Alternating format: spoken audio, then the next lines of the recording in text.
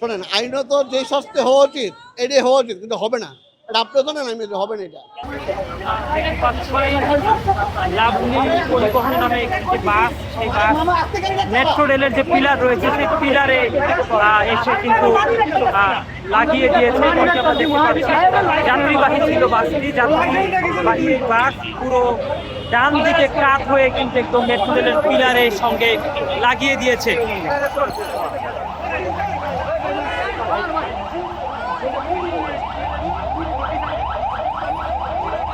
Corona বা যে কোনো ভাইরাসের এগেনস্টে ফাইট মানি ব্যাকট্রলের লেফট রাইট।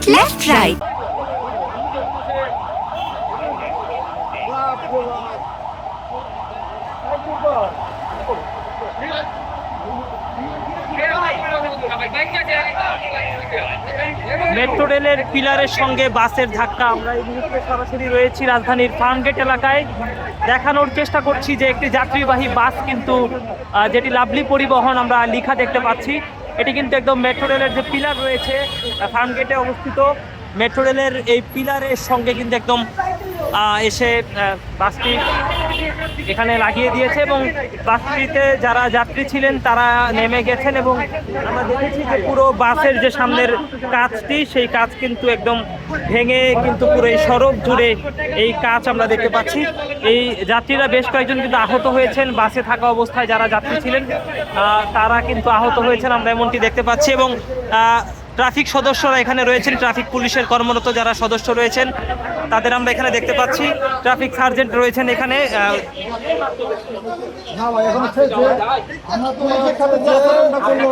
কেউ মারে আমি কি বাঁচাবো আপনাদের? আমি বলবো যে আপনাকে মেরে ফেলো।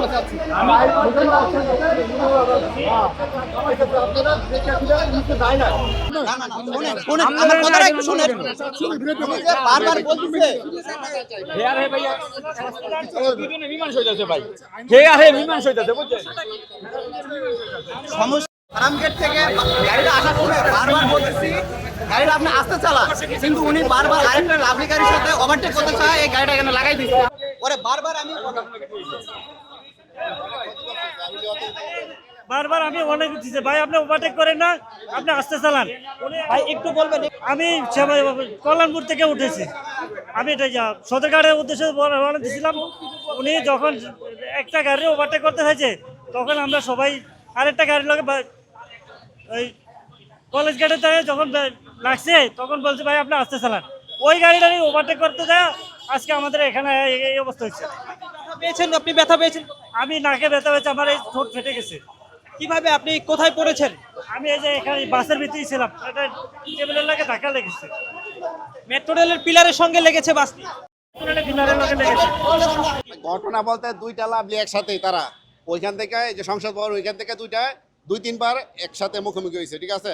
এই গ্লাস সাইডে অনেক আহত হয়েছে। এরপরে এখানে আসার পরে ওয়েলকাম আরেকটা ধাক্কা দিচ্ছে, ধাক্কা দেওয়ার পরে ওনারা আমরা বলছি হিয়ারিং করছি, উনি কি আবার লাগাই দিচ্ছে ওয়েলকামের সাথে লাগাই। এখানে তো পায় আমরা তো পিছনে ছিলাম, ক্ষতিগ্রস্ত কম হয়েছি, কিন্তু 4-5 জন মহিলা যারা আছে তাদের হাজব্যান্ড সাথে ছিল, তারা তো সাঁতারে নিয়ে গেছে ইঞ্জুরি। তো আমরা এখানে নামছি, এখানে সম্পূর্ণ দোষ ড্রাইভার, সোজা কথা ড্রাইভারের সম্পূর্ণ দোষ। কি শাস্তি হওয়া উচিত? ওর তো অনেক শাস্তি কি, যারা ভুক্তভোগী তারা তো চলে গেছে, যার অনেকের সাথে হাজব্যান্ড তার ওয়াইফকে নিয়ে চলে গেছে, ঠিক আছে। আর এখানে আমরা যারা আছি আমরা তো এত আহত হই না, আমরা হয়তো একটু ব্যথা পাইছি এতটুকু।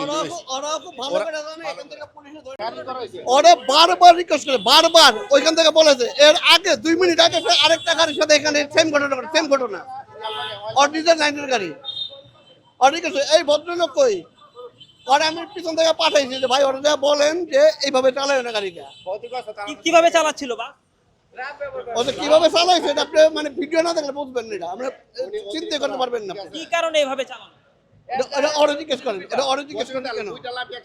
ওরা দুইটা লাভ বাইক একসাথে পারাপারি করতেছে এবং 4 থেকে 5 বার দুইটা গাড়ি বাড়ি খেয়েছে এইভাবে। এবং এখন যে ঘটনা ঘটেছে এটা লাভ বাইকের সাথে না, এটা বোধহয় ওয়েলকাম অন্যের গাড়ি, অনলাইনের গাড়িও না। শোনেন, আইনত যে শাস্তি হওয়া উচিত এটাই হওয়া উচিত, কিন্তু হবে না। এটা আপনি জানেন, আমি হবে না, এটা সিস্টেম, এটা হবে না, এটা আপনি জানেন। কোর্টে গেলে জামিন হয়ে যাবে বলছে। 100 বার 100 বার হবে। কারণটা কি? এটা 2টা কারণ। একটা হলো ওর বিরুদ্ধে আমি যে সাক্ষী দেবো না কোর্টে, কেউ দিবে না, কিন্তু এখানে যারা যাত্রী আছে এদের কাউকে আপনারা খুঁজে পাবেন না। এখন তো পাবে না খোঁজা। যদি এখানে আমি এখানে লিখিত দিয়ে যাই, পরবর্তী সময় আমি আমার হ্যারাসমেন্ট চিন্তা করে আমি যাবো না। আর পুলিশ মনে করেন যে আপনার এই স্বপ্রণোদিত হয়ে খুব বেশি অ্যাকশনে যাবেন ওদের বিরুদ্ধে। যাত্রীরা বারবার বলছে আপনাকে অনেক ধীরে সুস্থে চালানোর কথা, আপনি বারবার ওভারটেক করছিলেন, কেন আপনি পাল্লাপাল্লি করছিলেন? আর উনি একটি বাসের যে গাড়ির সাথে আমার অ্যাক্সিডেন্ট হয়েছে ওর সাথে আমার কোনো রোডের কোনো দ্বন্দ্ব নাই। ওর মতো ও যাবে, আমার মতো আমি যাব। ও আমার যাত্রী নিবে না, আমি ওর যাত্রী নিবো না। কিন্তু ও ডাইনে এমন ভাবে চাপ দিচ্ছে, ও খেয়াল করে নাই আমি যে ডাইনে আছি, ওর খেয়াল করে না। আমি হেড ডিপার মারতেছি, তাও ও চোখে দেখতেছে না। আমার একবার আইল্যান্ডের লোকে ঠেকায় ফেলাইছে, ব্রেকে আর কুলাইতে পারিনি আমি। এই রাস্তায় গতি কতটুক থাকে? এইভাবে মেট্রো রেলের পিলারে কিভাবে লাগালেন? ও জাতা দিয়ে লাগাই দিচ্ছে, জায়গা নেই আর আমার। ব্রেক করছিলেন? ব্রেক করছে অবশ্যই। কতজন যাত্রী আহত হয়েছে আপনার বাসে? 2-3 জন যাত্রী আহত হয়েছে। মোহাম্মদ কতদিন সোহেল। যাবত আপনি গাড়ি চালান? গাড়ি চালাই হচ্ছে 13-14 বছর। এরকম দুর্ঘটনা আগে হয়েছিল? না না না, এখন আপনাকে কি করা উচিত বলেন? জি? আপনাকে এখন কি করা উচিত? মানুষ যে বলতেছে আপনার কি শাস্তি হওয়া উচিত? এখন আমি এখন কি করতে পারি বলেন? আমি সতর্কভাবেই ছিলাম, কিন্তু ওই ওয়েলকাম গাড়িটা ও আমার এমন ভাবে চাপ দিছে, পুরো লাগাই দিছে। গাবতলী থেকে উঠছিলাম মালিবাগ যাব। এই গাড়িতে যাত্রী কম ছিল, আগের যে লাভবাগ কোম্পানির গাড়ি ওটা যাত্রী বেশি ছিল।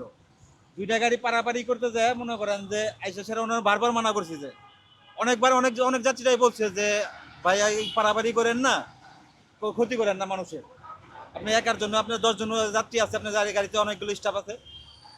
এই কথা বলতে বলতেই মনে করেন যে আইসা সেরা মনে করেন যে এ জায়গায় সেরা অ্যাক্সিডেন্ট করছে। সম্পূর্ণ তো সেই ড্রাইভারের।